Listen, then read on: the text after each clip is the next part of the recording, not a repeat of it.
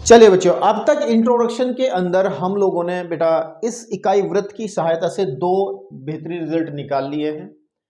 इस इकाई वृत्त की सहायता से मैंने आपको इससे पहले वाले लेक्चर के अंदर इस टेबल को यहां तक तो 10वीं में पढ़ ली थी हमने, क्लास 10th में π/2 तक है ना, 90 तक। तो आगे के जो वैल्यूज हैं पाई, 3π एंड 2π, इन सब की वैल्यूज जो है मैंने आपको निकलवाई थी इसकी सहायता से। और फिर दो रिजल्ट और बताए थे, ये वाले रिजल्ट निकलवाए थे पिछले वाले लेक्चर में। अब इसी को थोड़ा सा और आगे बढ़ाते हैं ताकि इंट्रोडक्शन हो जाए और इंट्रोडक्शन कायदे से हो जाए, ठीक है ना, ताकि क्वेश्चंस आप लोग कर लें। अच्छा, एक बात मैं आपको बता दूं कि अगर आप इन रिजल्ट को डायरेक्ट यूज करना चाहते हो ना, आपको ये चीजें समझ नहीं आ रही मैंने इन रिजल्ट को कैसे बनाया, अगर आप इस चीज को समझ नहीं पा रहे हैं, हो सकता है क्लास 10 से सीधा 11th में आकर के ये परिस्थितियां बन सकती हैं कि आपको चीजें एकदम से समझ में ना आए, भाई हो सकता है। तो कोई घबराने वाली बात नहीं है। आप इन रिजल्ट को, जैसे आप क्लास 10th में डायरेक्ट फॉर्मूले याद करके काम करते थे, तो जो रिजल्ट आ रहे हैं, जो ये पॉइंट्स आ रहे हैं, और भी कुछ पॉइंट्स लिखूंगा, उनको डायरेक्ट आप लिख करके, है ना, अपने सामने चिपका करके सवालों को हल करें, ताकि और समय दर समय जब आप समय बीतेगा ना, तो आप ये सब चीजें आपको अपने आप ही समझ में आनी शुरू हो जाएंगी। तो अभी आप डायरेक्ट अप्लाई भी कर सकते हो इनके प्रूफ पे ना जा करके, ठीक है ना। अच्छा, एक चीज देखा हो, मैं पिछले वाले लेक्चर में शायद मैंने बताई या नहीं बताई, आप एक चीज ध्यान से देखेंगे कि अगर हम देखें zero, sine zero, cos zero, ten zero, मैंने नीचे की वैल्यूज नहीं लिखी हैं, सेक, कोसेक, कोट वगैरह के मान नहीं लिखे हैं, क्योंकि वो इसी में से आप निकाल लोगे। वो आपको रेसिप्रोकल रिलेशन पता ही है कि आप उनको निकाल लोगे, ठीक है। तो वैसे पूरी टेबल बनवाई थी पिछले वाले लेक्चर में। अब आप देखो ध्यान से कि जीरो वाले कॉलम के अंदर सेम वैल्यू है, 0 1 0, और फिर अगर हम बात करें 2π वाले कॉलम के अंदर 0 1 0, तो मैंने यही तो बात समझाई थी इसके अंदर, मैंने यही तो बात समझाई थी। ये दो रिजल्ट यही तो कहते हैं कि 2π के बाद अगर हम एक चक्कर, एक परिक्रमण, एक रेवोल्यूशन पूरा कर लेते हैं ऐसे करके, यूं घूम करके, ठीक है ना, तो सभी त्रिकोणमितीय फंक्शन जो है, सभी त्रिकोणमितीय फलन जो है, अपने मानों को रिपीट करना शुरू कर देते हैं। तो 2π के बाद वैल्यू रिपीट हो जाती है फिर, ठीक है। तो ये मैंने बताया था आपको, और इसी के आधार पे ये रिजल्ट हमने बना के दिखाया था, जो कि डिटेल्स पूरी पिछले वाले उसमें हम बता चुके हैं, अब इसमें बात नहीं करेंगे। अब एक चीज ध्यान देनी है, एक चीज ध्यान देनी है, और ध्यान क्या देना है, कुछ और रिजल्ट देखते हैं। देखिए, अगर मैं इस पॉइंट की बात करता हूं मेरे बेटे, ध्यान से देखना, इस वाले पॉइंट की बात करता हूं, ठीक है ना, इस वाले पॉइंट की बात, इस वाले पॉइंट को मैं in the terms of cos x और sin x के पदों में अगर मैं इसको लिखूं, ठीक है, इस ए पॉइंट को, तो ये जो ए पॉइंट बनेगा बेसिकली वो क्या बनेगा, वो बनेगा cos x। And what is x? इस ए पॉइंट पर x का वैल्यू कितना होगा, यानी कि कोण कितना होगा जब ये x, हम इसी लाइन को यहीं पे देख रहे हैं, तो जीरो होगा ना भाई, जीरो होगा ना भाई। मान के चलो, मैं कहना क्या चाह रहा हूं, मैं ये कहना चाह रहा हूं अभी तो ये एंगल x है, अगर मैं इसको यहीं पे ओवरलैप कर दे रहा हूं तो ये पेन उठा ही नहीं है, टर्मिनल लाइन जो है वो इनिशियल लाइन के ऊपर आ गई, प्रारंभिक रेखा के ऊपर ही आपकी अंतिम रेखा, अंतिम भुजा आ गई, तो कोण कितना बना, जीरो। हमने दिखा भी रखा है यहाँ जीरो कोण बनता है। तो इस ए के कोऑर्डिनेट ज्यामिति, निर्देशांक ज्यामिति के हिसाब से तो ये बनेंगे, लेकिन अगर हम थोड़ा टिक्नोमेट्री इसमें प्रयोग करें तो ये बनेंगे cos जीरो, है ना, और sin जीरो। ये मैंने आपको बताया भी था शायद पिछले वाले लेक्चर में। सिमिलर मैनर से हमने कहा था कि इस b की कोऑर्डिनेट, अगर ये एंगल, अगर इस बार ये x जो है हमारा, ये सीधा हो जाता है ऐसे करके, ऐसा हो जाता है, तो मेरे भाई इसके जो कोऑर्डिनेट बन जाएंगे, तो b के कोऑर्डिनेट बनेंगे, हम b के कोऑर्डिनेट ऐसे भी लिख सकते हैं कि cos, ठीक है ना, π/2, है ना, और कोमा sin π/2, है ना, लिख सकते हैं, नहीं लिख सकते, बिल्कुल लिख सकते हैं। और फिर अगर हम C के पास जाएं, और C के कोऑर्डिनेट भी हम लिख सकते हैं, क्योंकि यहां पर जो एंगल बन जाएगा, ये x पूरा घूम करके पाई एंगल बना लेगा, मैंने पहले लिखा है, तो यहां बनेगा, इस C के कोऑर्डिनेट हम ऐसे भी लिख सकते हैं कि cos पाई कोमा साइन पाई, ठीक है मेरे भाई, ओके। देन इस d के भी कोऑर्डिनेट हम दूसरे तरीके से लिख सकते हैं, d के कोऑर्डिनेट लिखे सकते हैं, क्योंकि एंगल कितना है, 3π/2, 3π/2 का मतलब 270, तो cos 3π/2, ठीक है ना, comma sine 3π/2। Is that clear? तो इतनी बातें शायद पहले भी हम बता चुके हैं, लेकिन अब कुछ बात बताने के मूड में हूं, इसलिए मैं बात कर रहा हूं। आप एक चीज देख पा रहे होंगे, ठीक है नहीं, अगर हम एक्स अक्ष पे बात करें, एक्स अक्ष पर, ठीक है नहीं, एक्स अक्ष पे हमेशा जो साइन होगा ना, देखो एक्स अक्ष पे अगर आप पहली वैल्यू देखोगे, एक्स अक्ष पे यहां देखो 0 है ना, और फिर एक्स अक्ष पे यहां देखो 0 है, मतलब एक्स अक्ष पे कभी भी कोई भी पॉइंट लेंगे, ये तो एक ही चक्कर मैंने लगाया है, ठीक है ना, अगर इससे ज्यादा भी चक्कर में लगाता हूं तो हमेशा एक्स अक्ष पे साइन की वैल्यू 0 बनेगी।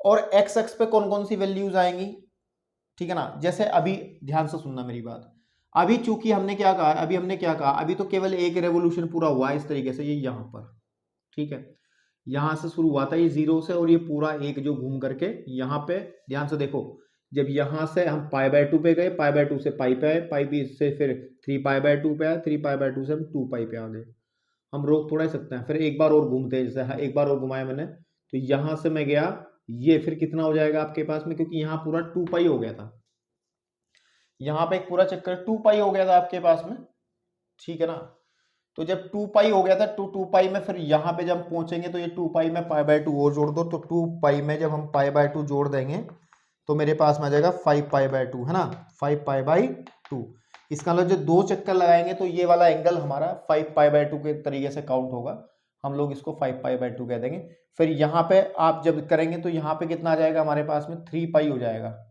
क्योंकि एक चक्कर तो भाई एक चक्कर में 2π घूम जाते हैं ना आपके पास में, तो फिर यहाँ पे आ जाएगा 3π, यानी कि यहाँ पे आ जाएगा एक दूसरे चक्कर में 3π, फिर ऐसे घूमते घूमते ये हमारा यहाँ पे पहुंचेंगे हम लोग, लास्ट में पहुंचेंगे, क्योंकि 2π एक बारी में होता है, जब दूसरा चक्कर लगेगा तो हमारा ये चक्कर हो जाएगा फिर 4π, है ना, दूसरे चक्कर में, सेकंड राउंड में।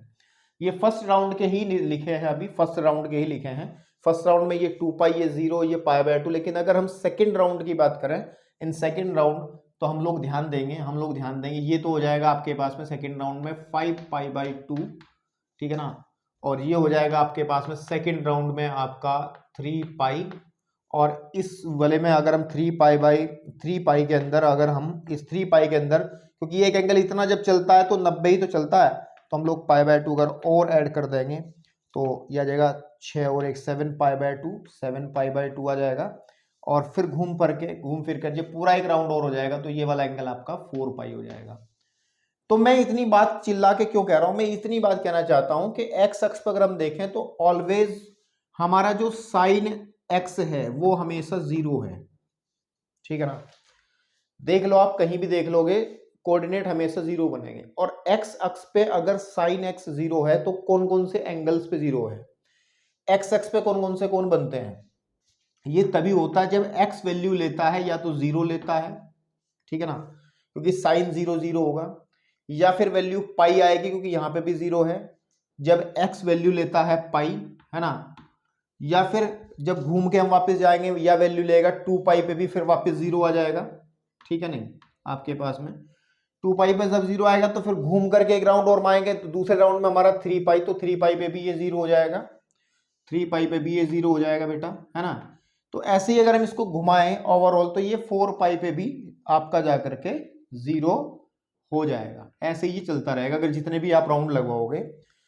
तो इससे हमें क्या हासिल हो रहा है, एक रिजल्ट हासिल हो रहा है, और रिजल्ट को जैसे ये दो रिजल्ट लिखे हैं ऐसे ही उस रिजल्ट को भी, उस पॉइंट को भी लिख करके हम लोग अपने पास रखेंगे, क्वेश्चंस में इसका इस्तेमाल करेंगे, ठीक है। तो अब इससे हमें ये पता चल रहा है कि साइन एक्स हमेशा 0 होगा, अगर एक्स की वैल्यू है तो 0 आए, पाई आए, 2π आए, 3π आए। अगर इसको ध्यान से देखा जाए तो ये क्या है, इसको अगर मैं शॉर्टकट में लिखना चाहूं, है ना, शॉर्टकट में लिखना चाहूं तो हम इसको लिख सकते हैं कि साइन एक्स हमेशा 0 होगा जहां पर x जो है बराबर होगा nπ के, nπ, ये n क्या है, n कोई भी आपके पास में पूर्णांक है, n कोई भी आपके पास में पूर्णांक है, कोई भी पूर्णांक आपको पता है, पूर्णांक वो सभी संख्याएं जो दशमलव में नहीं होती हैं पूर्णांक कहलाती हैं। आप अगर n का मान 0 भरोगे, क्योंकि 0 भी एक पूर्णांक है, तो ये 0 पे 0 आ जाएगा। जब आप 1 भरोगे इसमें तो 1 गुणा पाई हमारा पाई आ जाएगा, 2 भरोगे तो 2π आ जाएगा, 3 भरोगे तो 3π आ जाएगा। लेकिन एक चीज मिसिंग है इसके अंदर, क्योंकि पूर्णांक केवल प्लस में ही नहीं होते हैं, माइनस में भी होता है, तो उसके लिए भी हम एक बात कर सकते हैं, क्योंकि हम इस चित्र के अंदर अब तक जितनी बात की है हमने पॉजिटिव एंगल्स की बात की है, हम ऐसे ही घुमा रहे थे, ऐसे ही घुमा रहे थे। लेकिन अगर मैं इसको रिवर्स घुमा दूं तो क्या बनेगा भाई, अगर मैं इसको रिवर्स घुमाता हूं तो थोड़ा कायदे से मैं बताने का प्रयास करता हूं। अगर मैं उल्टा यानी कि ऋणात्मक कोण बनाते हुए बात करें तो फिर क्या स्थिति यहां बनेगी, उसको देख लो जरा, उसको भी देख लो जरा एक बार, ठीक है। तो जब हम लोग फिर x हमें कहाँ लेना पड़ेगा, ये x हो जाएगा। तो आप ध्यान देंगे, अब ध्यान देंगे यहाँ पे 0 है ना।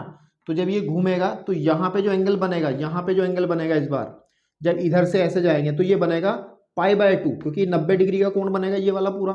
लेकिन हम लोग उल्टा और इस तरफ कोण को माइनस में लेते तो माइनस का π/2 हमारा ये आएगा। यहां पर आपके पास में जब घूम के पहुंचेंगे तो ये माइनस का पाई आएगा, है ना। जब ऊपर घूमेंगे तो यहाँ पे माइनस का 3π/2 आ जाएगा। और फिर जब यहाँ पे पहुंचेंगे पूरा एक चक्कर काट करके, ऐसे काटते हुए चक्कर को, तो मेरे भाई ये आ जाएगा 2π, और वो भी आएगा आपका माइनस में। लेकिन आप फिर भी देख ले कि एक्स अक्ष पे जो कोण बन रहे हैं ना, वो आपके पास में वही बन रहे हैं 2π/0, है ना आपके पास में। तो अगर एक राउंड की बात करें तो ये सिंपली कितना बनेगा, 0π/2π, है ना। फिर जब एक राउंड और लगाएंगे हमारे पास में यहाँ पे कितना आ जाएगा, यहाँ पे कितना आ जाएगा आपके पास में, इसमें -π/2 आ जाएगा इसमें, और इसमें पाई माइनस के 2π आ जाएगा। फिर घुमाएंगे तो आपके पास में 3π आ जाएगा। तो उसी तरीके से कहने की मेरी बात यह है कि अगर हम पॉजिटिव डायरेक्शन में घूम रहे हैं तो कोण हमारे प्लस में मिल जा रहे हैं तो हम प्लस में लिख दे रहे हैं। लेकिन अगर हम नेगेटिव में भी तो घूम सकते हैं, ऐसी कंडीशन थोड़ा ही कि हमेशा प्लस ही रखना है। तो याद रखें यहाँ पे आप चिन्ह लगा सकते हो, प्लस में भी माइनस में भी। अगर x की वैल्यू 0 हो या पाई प्लस माइनस हो, क्योंकि 0 तो प्लस हो या माइनस हो कोई फर्क नहीं पड़ेगा। ऐसे ही 2π चाहे प्लस का हो चाहे माइनस का हो, 3π चाहे प्लस का हो चाहे माइनस का हो, 4π चाहे प्लस का हो चाहे माइनस का हो, तो हमेशा sin x 0 होगा। इसीलिए इस रिजल्ट को हम लोग इस्तेमाल में लाते हैं, ठीक है ना। अगर ये बकवास जितनी मैंने की है आपको समझ में नहीं आई है तो कोई बात नहीं बेटा, आप इस रिजल्ट को याद रख लें, आपका काम बन जाएगा, ठीक है। आप क्वेश्चंस के लिए तैयार हो जाओगे, ठीक है। अगर हम बात करें अब y एक्स पे, अगर हम y एक्स पे बात करें ऑन y एक्सिस, तो y एक्स पे हम देख पा रहे हैं कोस हमेशा 0 बन रहा होगा। देखो फर्स्ट जो है y एक्स पे 0 बन रहा है, यानी कि जब वैल्यू आपकी cos x जो है इट ऑलवेज भी 0, यानी x जो है, x क्या है, कोई कोण है, और ये हमेशा 0 होगा। कब, ये कब 0 होगा, यदि x की वैल्यू या तो π/2 आ जाए, चेक कर लो, देख लो, x की वैल्यू जब π/2 होती है यानी कि 90 होती है तो 0 होता है। यहां भी चेक कर सकते हैं, x की वैल्यू जब π/2 होगी तो cos में ये वैल्यू 0 बन जाती है यहाँ, ठीक है। और फिर अगर हम लोग इसको चले यहाँ पे तो हम बात नहीं करेंगे क्योंकि ये तो x एक्स पे है, y एक्स पे बात करें तो यहाँ भी देखो वैल्यू 0 बन रही है, लेकिन यहाँ पे कोण की वैल्यू कितनी है, वो 3π/2 है। तो यहाँ पे जो x की वैल्यू है वो 3π/2 है, ठीक है बेटा। ऐसे ही जब हम लोग एक राउंड पूरा और घुमा लेंगे, यहाँ 2π हो गया, 2π में फिर अगर हम π/2 जोड़ेंगे तो यहाँ पे कितना कोण बन जाएगा, 5π/2, कितना बन जाएगा, 5π/2। तो 5π/2 पे भी आपकी कोस जो है वो 0 वैल्यू देगा, तो 5π/2। तो ऐसे ये चलता रहेगा, ठीक है। और अगर हम इसको धनात्मक दिशा में देखने के साथ साथ ऋणात्मक में भी देखें तो इसको हम ऐसे कंसीडर करेंगे फिर कि x की वैल्यू हमारे पास में प्लस माइनस π/2 हो, या प्लस माइनस 3π/2 हो, या फिर हमारा प्लस माइनस 5π/2 हो, तो हमेशा cos x आपका 0 निकल करके आएगा। तो इस रिजल्ट को भी, जैसे इसको समेट करके एक छोटा रिजल्ट बनाया था, तो इसको भी आप एक रिजल्ट बना सकते हैं, और वो है हमारा कि cos x ऑलवेज इक्वल होगा 0 के अगर x की वैल्यू हमारे पास बराबर हो। अब ये ध्यान से देखो इसको, ये सब क्या है, ये सब क्या है, ये सब जो है आप देख पाए π/2 सब में कॉमन है, π/2 सब में कॉमन है, चेक कर लो जितने भी अब इनमें सब में π/2 कॉमन है। और पहले में तो 1 से गुणा हो रही है, दूसरे में 3 से गुणा हो रही है, तीसरे में 5 से गुणा हो रही है। तो 1 3 5 होती हैं विषम संख्याएं, तो ये π/2 के विषम गुणक है, गुणज है, ऑड मल्टीपल्स हैं। समझ में आ रही बात, विषम गुणज किसके, π/2 के। और विषम संख्या को हम लोग हमेशा, देखो सम संख्या को हम लोग हमेशा जैसे 2n से दिखाते थे, तो विषम को हमें दिखाने का एक तरीका होता था, हम लोग विषम को दिखाएंगे 2n+1 दिखाएंगे आपके पास में। तो इसका मतलब हम लोग इस x की वैल्यू को, इन सबको जब एक इकट्ठी इनको समावेशित करेंगे तो आ जाएगा 2n+1, ठीक है ना आपके पास में, और π/2। अगर x की वैल्यू ऐसी कभी आ जाती है इस कैटेगरी की जहां पर n जो है, जहां n कोई भी पूर्णांक होगा, अगर आप n की वैल्यू 1 रखोगे ना, 0 रखोगे बेटा, 0 रखो पहले, n की वैल्यू इसमें 0 रखो। जब 0 रखोगे तो 0 यहां, जब 0 रखोगे तो 2 × 0 0 π/2 पहला वैल्यू आ जाएगी। 1 रखो तो 1 रखोगे तो 3 π/2 आ जाएगा। -1 रख लो, -1 रख लो तो माइनस का π/2 आ जाएगा। तो जिस तरीके से एक रिजल्ट हमने तैयार ऊपर कर लिया ये वाला, तो उसी तरीके से एक रिजल्ट नीचे की तरफ तैयार हो गया। मैं अभी भी कहूंगा, अगर बच्चों आप समझ नहीं पा रहे हो, आपकी स्थिति, आपके दिमाग की स्थिति में समझ पा रहा हूं, तो you can use this result directly in the questions. In questions के अंदर जो क्वेश्चंस करेंगे उनको आप इन रिजल्ट को आप डायरेक्ट यूज कर सकते हो। ऐसी कोई बड़ी और दिक्कत वाली बात नहीं है। तो मैं अब इनको समेट करके लिख दे रहा हूं इकट्ठा, कि मेरे पास एक फॉर्मूला तो ये बन गया था, तो कल वाले हैं हमारा, एक तो ये था, है ना आपके पास में। बॉक्स में पैकिंग कर रहा हूं क्योंकि बहुत इंपॉर्टेंट चीजें हैं, इनकी पैकिंग कर लेना बहुत जरूरी है, ठीक है ना। तो अब एक फॉर्मूला ये है, एक फॉर्मूला ये है, तो इसको मैं सही से, ताकि जगह मेरी बन जाए, तो एक फॉर्मूला मेरा बनेगा कि साइन एक्स ऑलवेज 0 होगा आपके पास में यदि x की वैल्यू n π बन जाए, ठीक है ना। और जहां हम लोग n को जो है, n कोई भी पूर्णांक होगा, n जो है सदस्य होगा, बिलोंग करेगा z में से, और z होता है पूर्णांकों का समुच्चय। तो एक रिजल्ट आपका ये आ गया, ठीक है ना। फिर मैं इसको हटा दूं, अब ये तो लिख ही दिया मैंने, है ना। अब मैं नीचे वाले रिजल्ट को लिख रहा हूं, नीचे वाले को, कि cos x हमेशा 0 होगा अगर x की वैल्यू हमारे पास π/2 की विषम गुणक है, 2n+1 एंड π/2 हो जाए, ठीक है ना। और जहां पर हमारा n है वो n कोई भी पूर्णांक हो, तब इस केस में भी हम लोग इसकी वैल्यू को 0 कहेंगे। तो बेटा ये बहुत जरूरी, बहुत ही इंपॉर्टेंट, हमने 4 फॉर्मूले बना लिए, इनको बिल्कुल घोट के पी जाओ। अब क्वेश्चंस को सॉल्व करने के लिए कुछ फॉर्मूले और हम बात करते हैं। अब इसका काम थोड़ा कम हो गया, इसको मैं हटा दे रहा हूं, बहुत बकवास है ये चीज। आप लोग कह रहे होंगे सर पता नहीं कहां से क्या करके लाए हो, लेकिन भाई साहब फील करने के लिए, फील का मतलब समझते हो ना। देखो जब तक आप चीजों को ऊपर से पढ़ते जाते हो, ऊपर से पढ़ोगे, आज तो ऊपर से पढ़ के निकल जाओगे तो काम चल जाएगा 11th में, चलो यहाँ तक कि 12th में भी फॉर्मूला बेस काम करके आप चल जा सकते हो। लेकिन जब भी कॉम्पिटिटिव एग्जाम या किसी भी बड़ी चीज को आप पढ़ने की कोशिश करोगे, आप कहीं अच्छी जगह जाओगे जहां मैथमेटिक्स का इस्तेमाल होगा, तब ये गहराई काम आएगी, जो मैं गहराई आपको बताई है। और तब आप कहोगे सर जी ने बहुत कामयाब चीज हमें बताई थी, है ना। अभी आपको शायद ये मैं आपके सामने बकवास करता हुआ नजर आ रहा हूं, लेकिन ऐसा नहीं है, ठीक है। अब कुछ फॉर्मूले हमने और पढ़े थे, जैसे हमने कहा था कि जो cosec x है बेसिकली, है ना, cosec x है, ठीक है ना आपके पास में, वो 1/sin x के बराबर होता है। ये प्रतिलोम रिलेशन थे, हमने ये पढ़ाए थे। आप कहोगे सर ये तो बात बता चुके हो, ये कोई नई बात थोड़ा ही है, लेकिन इसमें एक बात और ऐड करनी है मेरे को।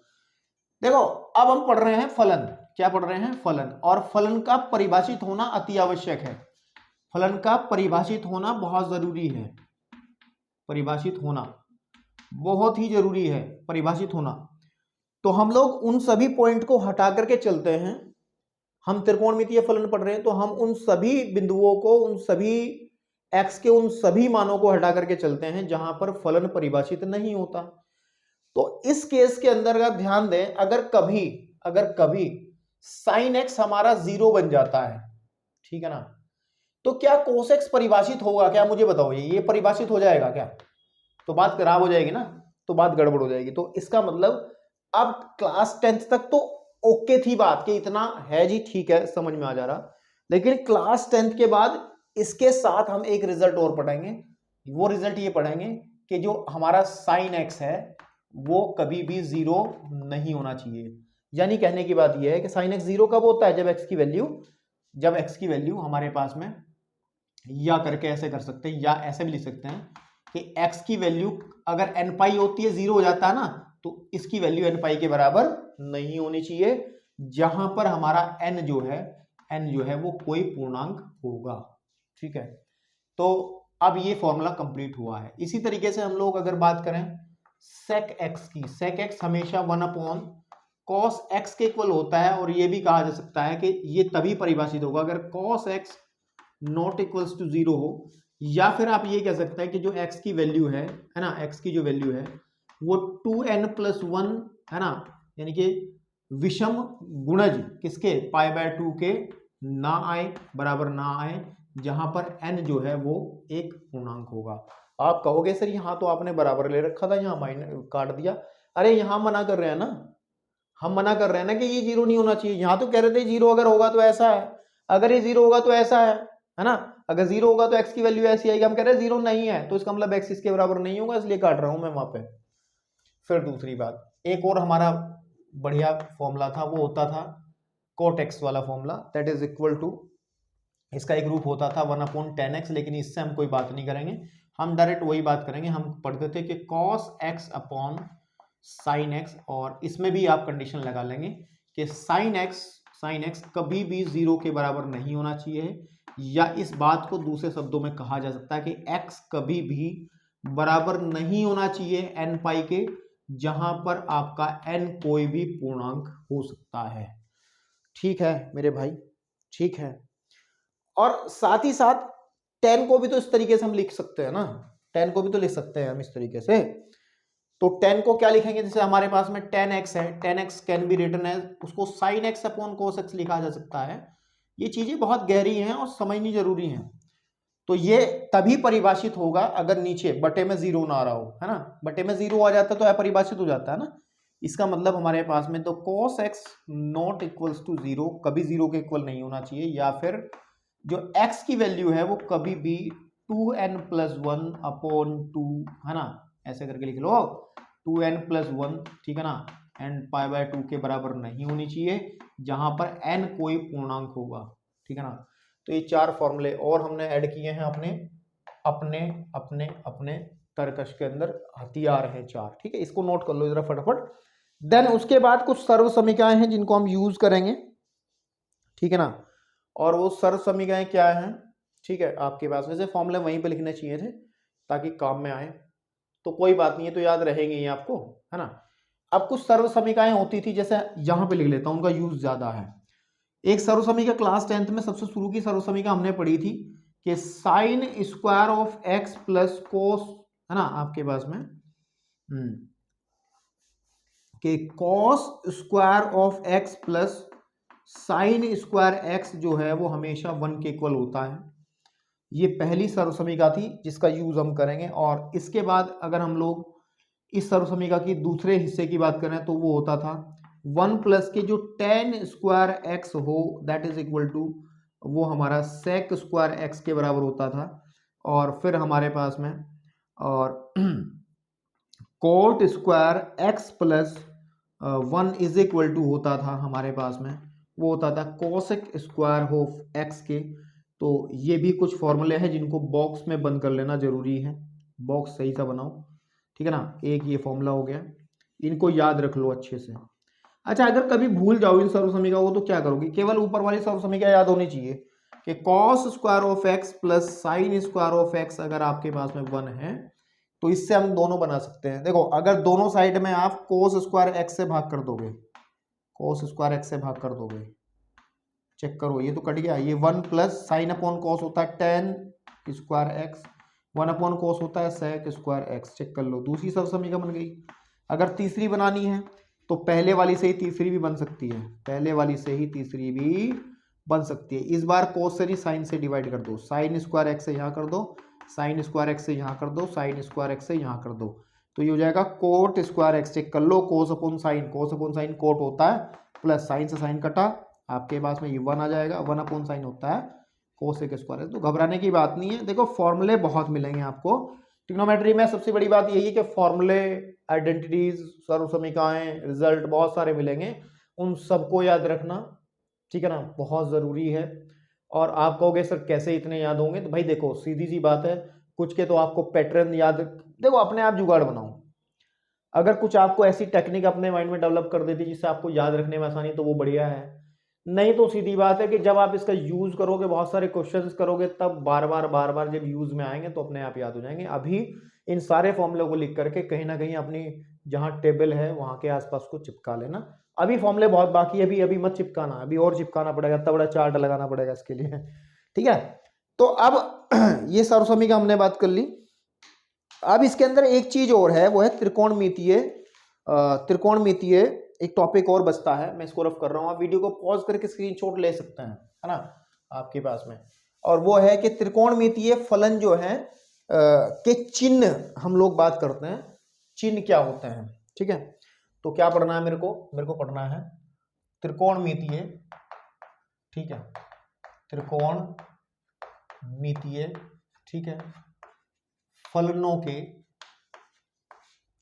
के चिन्ह, ठीक है। आपके पास में क्या पढ़ने हैं, चिन्ह, ठीक है। Sign of trigonometrical functions. अच्छा देखो, अब सुनो मेरी बात ध्यान से। अगर मैं घबराऊं नहीं, इस बार यूनिट सर्कल नहीं बना रहा हूं। अगर मैं बात करूं कि ये हमारा एक्स एक्सिस, इसको मान लें, इसको हम लोग एक्स डैश कह लें, इसको वाई कह लें, उसको वाई डैश कह लें। तो जब हम ये दो लाइन बनाते हैं किसी भी तल के अंदर, तो कार्तीय तल में इसको कहते थे निर्देशांक ज्यामिति के अंदर, और यहां भी उसी तरीके से हम बात करेंगे।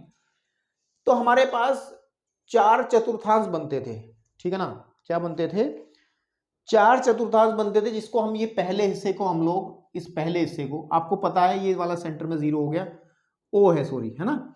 और यहाँ पे एंगल जो बनता है, यहाँ पे एंगल जो बनता है वो 0 डिग्री का है, कि अगर हमारे पास में जो इनिशियल लाइन है वो टर्मिनल लाइन एक दूसरे के ऊपर आ जाए तो 0 है। जब ये ऊपर घूमता है इस तरीके से यहां पहुंचता है, तो यहां पे एंगल बन जाता है 90 का, और उसको रेडियन में π/2 कह देते हैं, ठीक है ना।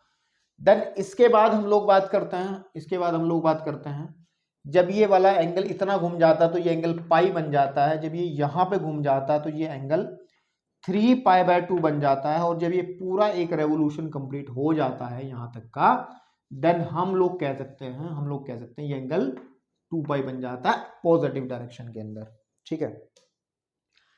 अब इस वाले हिस्से को, यानी कि इस वाले हिस्से को, किस वाले हिस्से को, इस वाले हिस्से को हम प्रथम चतुर्थांश कहते हैं, याद रखना है, प्रथम चतुर्थांश, ठीक है। अंग्रेजी में इसको फर्स्ट कोऑर्डिनेट कहेंगे, है ना, फर्स्ट कोऑर्डिनेट, कोऑर्डिनेट नहीं, इतना गलत बोल रहा हूं, फर्स्ट क्वाड्रेंट, ठीक है। लिख के दिखा देते हैं, फर्स्ट, मैं फर्स्ट को ऐसे लिख दे रहा हूं, फर्स्ट क्वाड्रेंट, ठीक है, क्वाड्रेंट, फर्स्ट क्वाड्रेंट कहेंगे। और आपके पास में देन इस वाले हिस्से को हम लोग सेकंड क्वाड्रेंट कहेंगे, यानी कि द्वितीय, है ना। मैं एस शॉर्टकट में लिख दूं, सेकंड चतुर्थांश कह लें ना, या सेकंड क्वाड्रेंट कह लें, बात आप समझ जाओगे। इस वाले को हम लोग थर्ड क्वाड्रेंट कहेंगे, थर्ड क्वाड्रेंट या थर्ड चतुर्थांश कह देंगे, इसको आप समझ सकते हो बेटा, तृतीय, और इसको कहेंगे हम लोग फोर्थ, चतुर्थांश, है ना, आपके पास में चतुर्थांश। तो अब इन चतुर्थांशों के अंदर हमारे जो ये 6 हीरो हैं, साइन और फिर कोस, है ना, और फिर टेन, है ना, और साइन का रिश्तेदार होता है इसके साथ जो जुड़ा रहता है वो होता है कोसेक, है ना, ये एक फैमिली है पूरी। कोस के साथ जुड़ा रहता है सेक, ये भी एक फैमिली है पूरी। टेन के साथ जुड़ा रहता है कोट, क्योंकि ये रेसिप्रो, इनके बीच में घनिष्ठ संबंध है। तो ध्यान देना है कि जो पहले वाला चतुर्थांश होता है उसके अंदर सभी, ठीक है ना, ए फॉर ऑल लिख लें, all positive, all positive, all positive का मतलब कि जितने भी त्रिकोणमितीय अनुपात हैं 6 के 6। हम लोगों को अब इसको त्रिकोणमितीय अनुपात कहना गलत है, हम कहेंगे त्रिकोणमितीय फलन, क्योंकि हम लोग त्रिकोणमितीय फलन ही पढ़ रहे हैं। त्रिकोणमितीय अनुपात क्लास 10 में थे, हम लोग फलन पढ़ रहे हैं। तो जितने भी त्रिकोणमितीय फलन होते हैं वो पहले चतुर्थांश, फर्स्ट क्वाड्रेंट के अंदर सभी प्लस में होते हैं।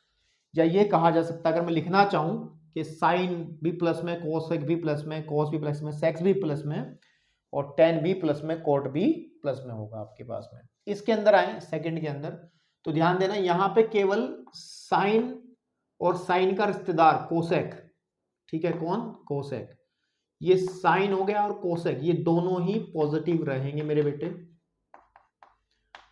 और रेस्ट जो बाकी 4 बचे हैं, बाकी जो बचे हैं, बाकी सभी नेगेटिव रहेंगे, बाकी सभी नेगेटिव रहेंगे। थर्ड में बात करेंगे तो यहां पे आपका 10 और 10 का जो रिश्तेदार है कोट, वो दोनों ही प्लस रहेंगे, पॉजिटिव रहेंगे, ठीक है ना, धनात्मक आएंगे। और बाकी जितने भी हैं रेस्ट, जितने भी बचे हैं, बाकी सभी यानी कि जो 4 बचे हैं, ठीक है ना, कोस, साइन, कोसेक और सेक, वो सारे नेगेटिव कंसीडर किए जाएंगे। इस वाले हिस्से में जब चतुर्थांश में जाएंगे तो यहाँ पे कोस और कोस का रिश्तेदार सेक, ठीक है ना, ये पॉजिटिव होगा और ये भी पॉजिटिव होगा, है ना, आपके पास में।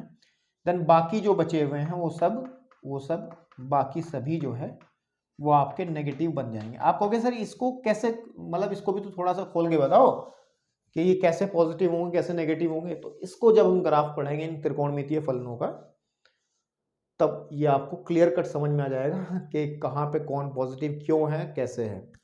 एक छोटी सी बात और भी हो सकती है, ऐसे भी आप समझ सकते हैं कि अगर यहाँ पे हम कोई भी ट्रायंगल बनाए इसमें इस तरीके से, तो आप ध्यान देंगे, आप ये जो आधार है और ये जो लंब है, ये दोनों प्लस में होंगे, ये भी प्लस में होगा, ये भी प्लस में होगा, और कर्ण तो हमेशा प्लस में ही होगा किसी भी केस में।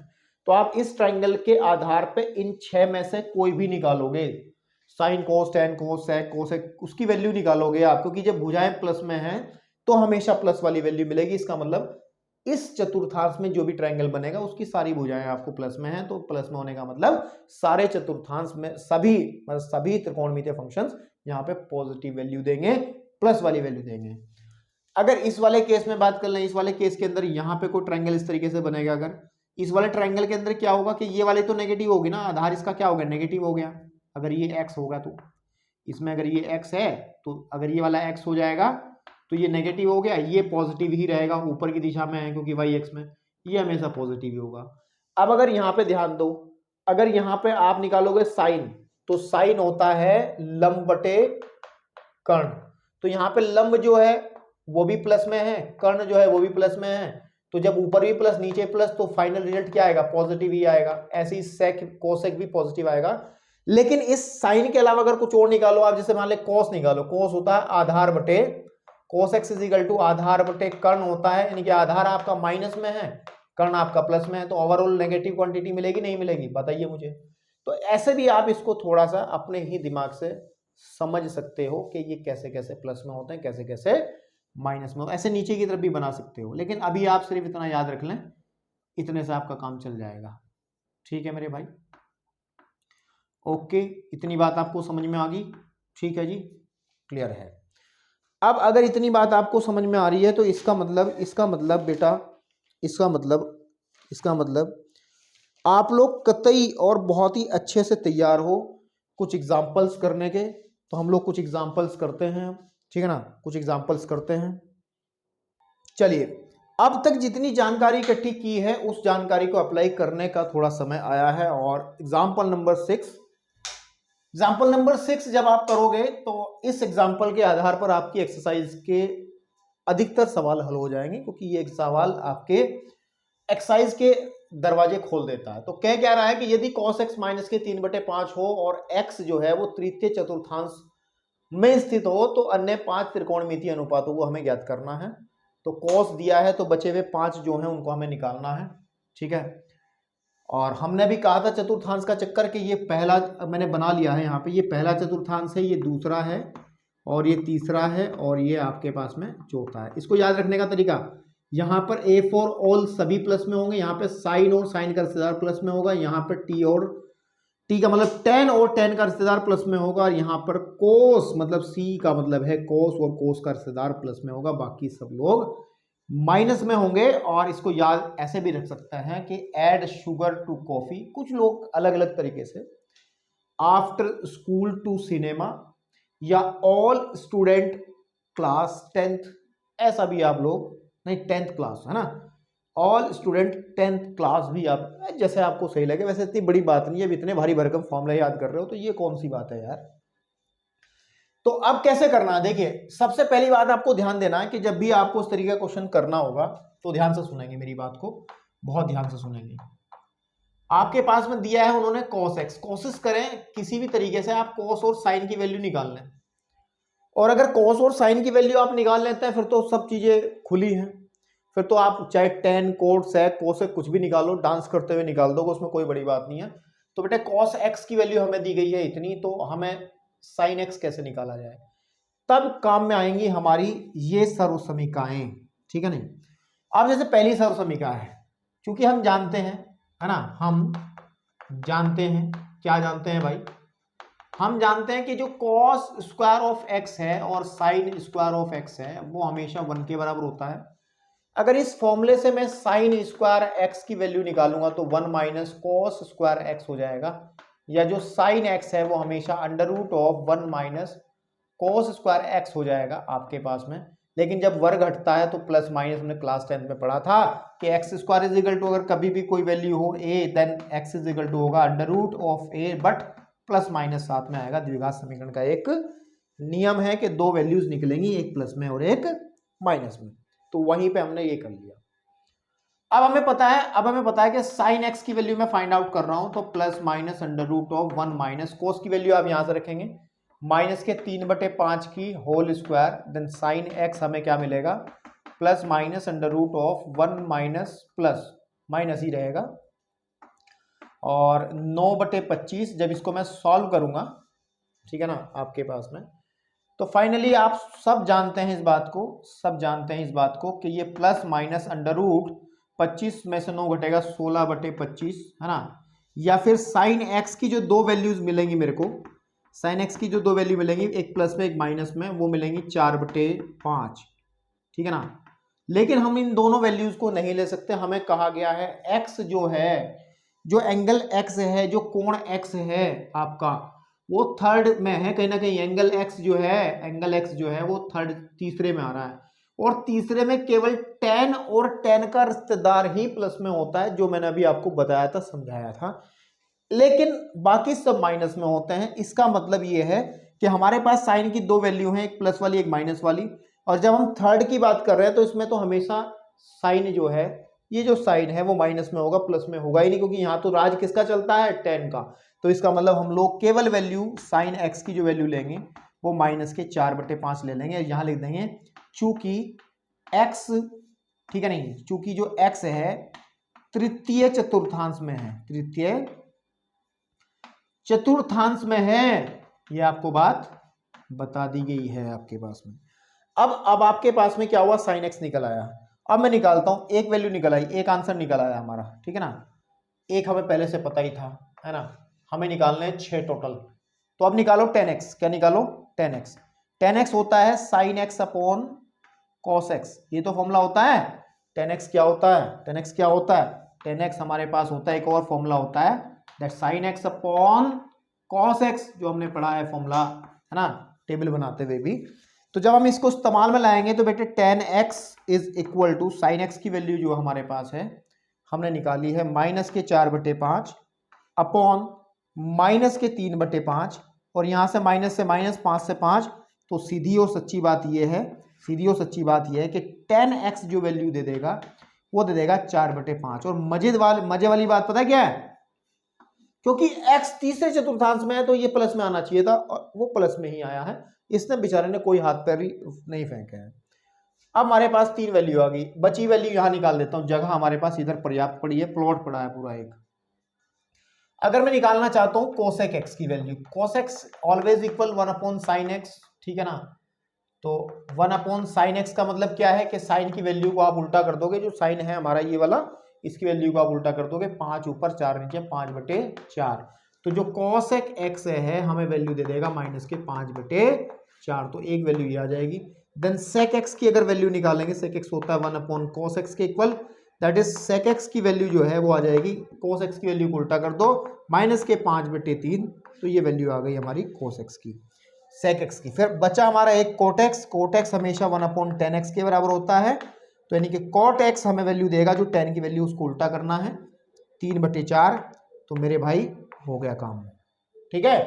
तो बहुत आसान, बहुत ही बढ़िया, और इसी तरीके के सवाल हैं, बहुत ही अच्छे सवाल है। अब बढ़ते हैं आगे की तरफ और क्वेश्चंस देखते हैं इसके हम लोग। चलो बेटा, अब एग्जाम्पल नंबर 7 भी आपकी स्क्रीन पे जो दिख रहा है ना, वो भी ऐसा ही है जैसे मैंने 6 अभी किया है, तो सेम पैटर्न से फॉलो करेंगे। बस ये देखना है कि इनमें से कौन से फॉर्मूले हमारे काम में आएंगे, कौन सी सर्वसमीका हमें यूज करनी है।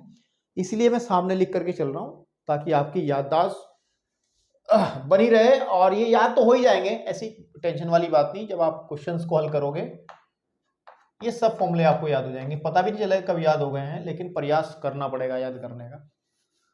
तो बेटा हमें कहा है कि cot x जो है, cot x इज गिवन -5/12, ठीक है।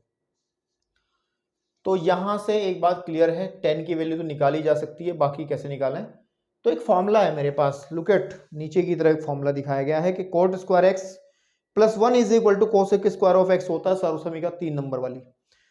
तो हम लोग इसी को उठा लेते हैं। हमें पता है कि cot स्क्वायर ऑफ x, ठीक है ना, +1 बराबर होता है कोसेक, है ना, कोसेक स्क्वायर ऑफ x के। या इसको उल्टा भी तो लिख सकता हूं मैं, उल्टा मतलब कि कोसेक स्क्वायर x बराबर होता है 1 प्लस, ठीक है ना, 1 प्लस या कोट स्क्वायर ऑफ x + 1। अगर यहां से मैं कोसेक x की वैल्यू निकालूंगा तो मेरे पास अंडर रूट में आ जाएगा कोट स्क्वायर ऑफ x + 1, लेकिन यहाँ प्लस माइनस साइन आएगा ही आएगा।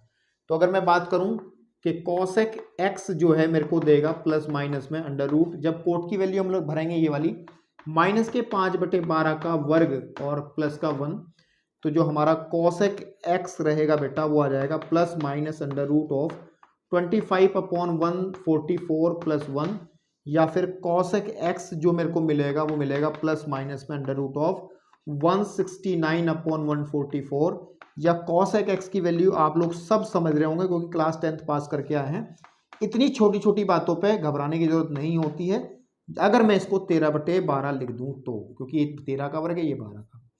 भाई साहब कह रहे हैं कि x जो है वो सेकंड में है, किसमें है, सेकंड में। तो हमने कहा था सेकंड के अंदर, है ना, सेकंड क्वाड्रेंट के अंदर, सेकंड के अंदर, इस सेकंड के अंदर हमारा साइन और साइन का रिश्तेदार प्लस में होता है, बाकी सब माइनस में होता है। लेकिन ये तो रिश्तेदार है, तो ये आपका हम लोग इसकी वैल्यू, कितनी लंबी स्पेलिंग लिखी है, कोसेक में लिखना COSC कोसेक x। तो बेटा कोसेक x की जो वैल्यू आएगी, कोसेक x की वैल्यू जो आएगी वो आप प्लस वाली 13/12 ले लेंगे क्योंकि द्वितीय चतुर्थांश में। तो यहाँ लिख भी सकते हैं, चूंकि जो x है, x द्वितीय है ना, द्वितीय चतुर्थांश, ठीक है ना, में स्थित है। ये बात अब लिख दें तो कोई दिक्कत नहीं है। अब यहां से इतनी बात, एक वैल्यू निकल आई हमारी, है ना। अगर मैं इसी को मैं साइन में कन्वर्ट कर दूं तो साइन x मुझे क्या दे देगा, साइन x इसका उल्टा होता है भाई, इसका उल्टा ही तो होता है। तो 12/13 मेरा साइन x आ जाएगा, ठीक है ना, साइन x जो आएगा वो 12/13 आ जाएगा। अब बाकी बचे हुए जैसे मेरे को निकालना है cos x, क्या निकालना है, cos x। तो cos x निकालने के लिए कोई बड़ी बात नहीं भाई, अभी निकाल देंगे। कैसे, हम लोग फिर वही सर्वसमीका उठा लेंगे, क्योंकि हम लोगों को पता है कि cos स्क्वायर ऑफ, फॉर्म में जितनी बार हो सके उतनी बार लिखा करो ताकि याद हो जाए, cos स्क्वायर ऑफ x = 1। तो अगर मैं यहाँ, इसीलिए मैं एक काम कर सकता हूँ कि जो cos x है वो हमेशा अंडर रूट ऑफ 1 माइनस के साइन स्क्वायर x के बराबर होगा, लेकिन प्लस माइनस में, ठीक है। तो बेटा ये आ जाएगा मेरे पास में कि cos x = plus minus under root of 1 minus, sine की वैल्यू हमने अभी भरी है 12/13, तो 12/13 का होल स्क्वायर। जब इसको मैं सॉल्व करूंगा तो आ जाएगा plus minus under root of 1 minus 144/169। तो cos x मेरे को दे देगा plus minus under root of, इसको जब सॉल्व करेंगे 25/144, या फिर cos x मेरे को वैल्यू दे देगा प्लस माइनस के अंदर 5/12, ठीक है ना। क्योंकि ये सेकंड में लाई करता है, दूसरे में लाई करता है, यहाँ पे कोस माइनस का हुआ, तो हम कोस की वैल्यू इन दो में से, प्लस माइनस में से केवल माइनस वाली उठा लेंगे, तो ये आपकी आ जाएगी एक वैल्यू और, ठीक है ना, आपके पास में। और क्या पूछा है और क्या पूछा है, कोस एक्स की वैल्यू 1 मिनट, यहाँ पे 144 नीचे 169 आएगा ना, तो यहाँ 13 आ जाएगा, ठीक है, आपके पास में 13 आ जाएगा, ओके। उसके बाद में हम लोग बढ़ते हैं अगली वैल्यू निकालने के लिए। अगर मुझे वैल्यू निकालनी तो यहाँ निकाल देता हूँ ना, इसमें क्या है, मेरे को निकालनी है sec x की value, sec x 1/cos x के ही इक्वल होगा। तो sec x हमें देगा, इस cos x की वैल्यू को उल्टा कर देंगे, -13/5। ठीक है ना, एक वैल्यू आ गई। कौन बचा? cot x बचा। cot x जो होता है वो तो दे ही रखा उसने ऑलरेडी, 10 बचा है, 10x। तो 10x जो होता है वो cot x का उल्टा होता है, तो उसको उल्टा कर लेंगे। ठीक है मेरे भाई। तो इसको जब हम उल्टा करेंगे तो क्या देख पाएंगे, तो आ जाएगा -12/5। अच्छा, हमें कहा गया है कि x जो है वो सेकंड में लाई कर रहा है, सेकंड चतुर्थांश में है। तो सेकंड में केवल एक तो साइन प्लस में होना चाहिए जो कि है, एक कोसेक प्लस में होना चाहिए जो कि है, बाकी सब देख लो, ये वाला, ये वाला, ये वाला, ये सब बेचारे माइनस में है। ठीक है ना। तो चलिए बढ़ते हैं इसके नेक्स्ट एग्जांपल की तरफ। चलिए जी, एग्जाम्पल नंबर 8 जो है बेटा, उनके अंदर ये वाले फॉर्मूले यूज होंगे, ये वाले फॉर्मूले जो हमने लिखे हैं, 2 फॉर्मूले। और हमें कहा है उसने कि बेटा अगर आपको खाली कहता हो कि साइन π/3 की वैल्यू बताओ, तो आप कूद के पढ़ते हैं, लो जी साइन π/3 की वैल्यू ये पड़ी इधर √3/2। ठीक है ना। लेकिन ये थोड़ा सा बड़ा है, तो हम लोग इसको कैसे करते हैं, हम लोग इन फॉर्मूलों को, हमने ये कहा था कि हमेशा जैसे एक राउंड हम लोग लगाते हैं तो ट्रिग्नोमेट्री वैल्यूज यहाँ पे 2π, जैसे चक्कर 2π पे जाता है तो रिपीट होने लगती है वैल्यूज। क्या होती हैं? रिपीट होने लगती है वैल्यूज। और उन्हीं कॉन्सेप्ट का इस्तेमाल करते हमने कहा था कि साइन, ठीक है ना, क्योंकि क्वेश्चन साइन में तो साइन की बात करता हूँ, साइन 2nπ है ना प्लस x जो है, ठीक है, आपके पास में वो हमेशा साइन x ही रहेगा। आप अगर यहाँ पर 2nπ आता है, जहां पर n क्या है कि कितने हमने इसमें चक्कर लगाए हैं, एक चक्कर लगाएंगे तो 2π रहेगा। देखो n की वैल्यू 1 भरोगे, एक चक्कर लगाएंगे तो 2π प्लस x जो है वो हमेशा साइन x ही रहेगा। ऐसे ही साइन, अगर मैं 2 चक्कर लगा लूं तो 4π है ना, यहाँ पे जब भरेंगे 4π प्लस x जो है हमारे पास में साइन x ही रहेगा अकॉर्डिंग टू दिस फॉर्मूला। तो मीन्स ये है, कहने की बात ये है कि हम लोग इसको, अगर 2nπ है ये, जहां n कोई भी इंटीजर हो सकता है, तो हम लोग इसको 0 मान के चल लेते हैं। ऐसा एज्यूम कर लो याद रखने के लिए कि 0 हो गया तो साइन x ही पढ़ा जाएगा। तो हम लोग देखते हैं कि कितने चक्कर इसमें हम काट रहे हैं। तो इसी को हम लोग इस तरीके से लिखने का प्रयास करते हैं। देखो 31/π/3 है, तो लगभग मुझे लग रहा है कि इसने 5 चक्कर काटे होंगे। कैसे, मैं बताता हूं आपको। देखो कैसे मैं इसको तोड़ सकता हूं, और वो तोड़ कैसे सकता हूं कि मैं साइन, इसको मैं 10π प्लस π/3 लिख सकता हूं।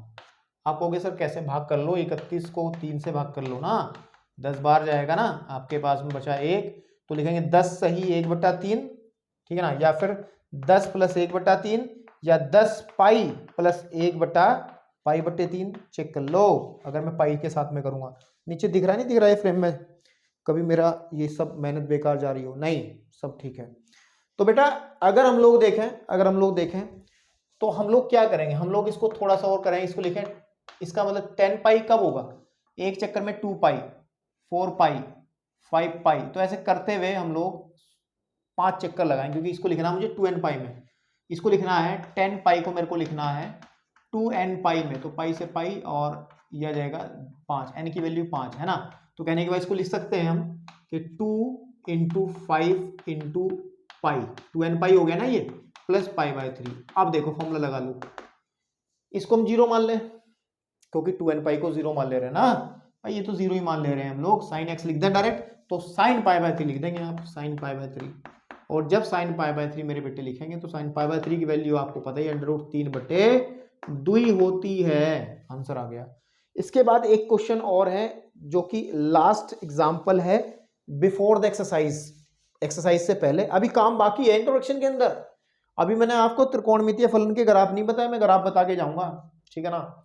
तो उदाहरण नंबर अगर हम लोग बात करते हैं, कौन से की, 9th की बात करते हैं, तो क्या होता है, अगर हम 9th की बात करते हैं तो क्या होता है, ये कह रहा है कि कॉस ऑफ माइनस के 17 डिग्री, आपके पास में ये 1710 डिग्री का मान बताओ, तो बता देंगे भाई, इसके लिए ये फॉर्मूला यूज कर लेंगे।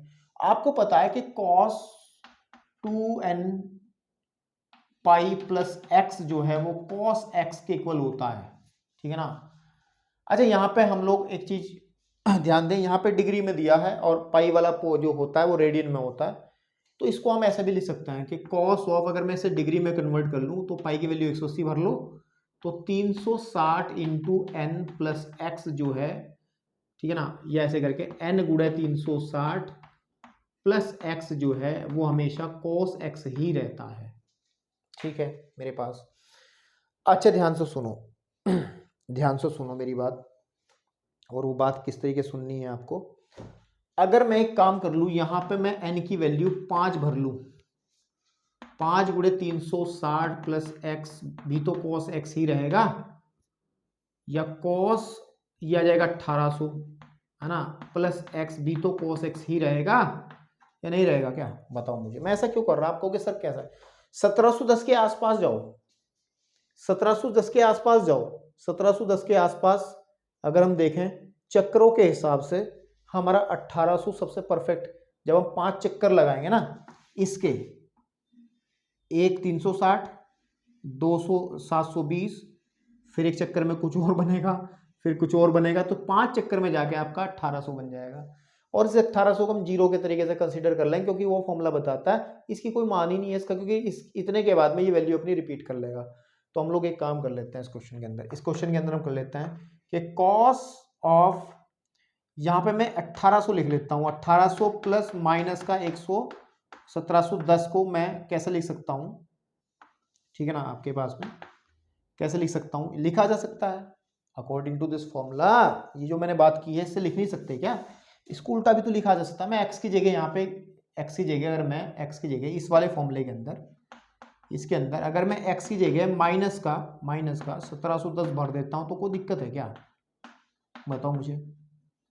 माइनस का 1710 चेक करो, यही तो लिखा मैंने, तो भाई कितना आ जाएगा, ये आ जाएगा कॉस, इस जब 1710 में से घटेगा तो 90 आ जाएगा ना, 90 आ जाएगा, यानी कि कॉस 90 की वैल्यू कितनी होती है, 0 होती है। कॉस 90 की वैल्यू कितनी होती है, 0 होती है, आपका आंसर आ जाएगा। कॉस 90 की वैल्यू 0, 90 मतलब π/2, और कॉस π/2 हमेशा 0 होता है। हम लोग इस टेबल को पाई की टर्म्स में पढ़ रहे हैं, क्लास 10th में हमने ये अंश डिग्री में पढ़ी थी, लेकिन हमने पहली एक्सरसाइज में डिग्री को कैसे हम लोग रेडियन यानी कि पाई में कन्वर्ट करते हैं वो सब चीज करके आए हैं, ऐसा कोई हवा में हम बातें नहीं कर रहे हैं। तो दैट्स ऑल, ओवर एग्जांपल्स हो गए हैं पूरे, लेकिन एक चीज बचती है, वो बचता है आपका त्रिकोणमितीय फलनों के ग्राफ और उनके डोमेन और रेंज। उस पे हम लोग इंट्रोडक्शन करते हैं, इंट्रोडक्शन का वो पार्ट हम लोग नेक्स्ट लेक्चर के अंदर डिस्कस करेंगे। लेकिन अभी आप कतई बिल्कुल तैयार हो कि आप क्वेश्चंस करने के लिए तैयार हो, आप एक्सरसाइज के क्वेश्चन जाके बिंदास कर सकते हो, ठीक है।